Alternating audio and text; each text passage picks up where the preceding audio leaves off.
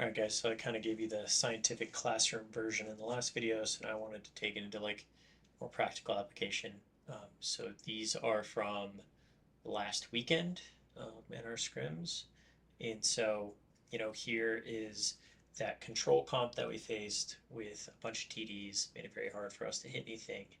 But here, getting a pick on this Cruci right off the bat would be ideal.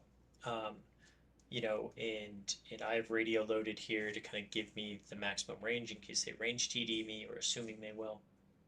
And the call is the Cruci right off the bat here. So try to transmatch it. So you see I use the track target so I can immediately see it, know where it's at, and kind of get the best idea of where it's going to be moving. Going down. And so when it starts to move, I see its vector arrow is kind of going down and away. And so I know I don't need that much speed, right? So I'm not going to turn my micro warp on here. I'm going to try and put, connect the 2 points of the arrows through this crucifier by going at it, taking that angle, and boom, we're able to get a penetrating shot on it.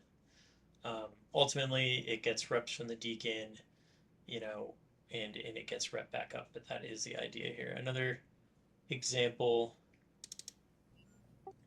is transmatching the deacon after we make the MJD play.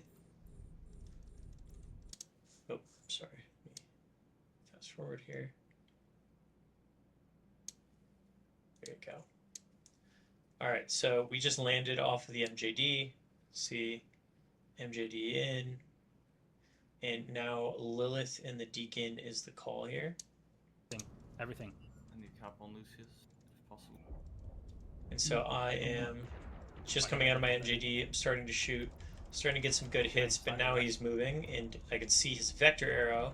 What I'm responding to right here is his vector arrow going off to the left, right? And so I'm immediately flipping my screen, clicking in that direction, and trying to chase this vector arrow with my vector arrow, and see I get really good hits on it all the way through. So let's respond. Rewind that one more time. Everything. Alright, so we MJD. Drones, everything. We're all on Lilith. Approaching him just to slow my ship down because he's behind me. But he starts to move off to my left. I see the vector arrow. I'm immediately responding to it. And now I'm trying to chase this vector arrow right here with my vector arrow. And it gets me really good hits. Lock up, get the kill. Both the R.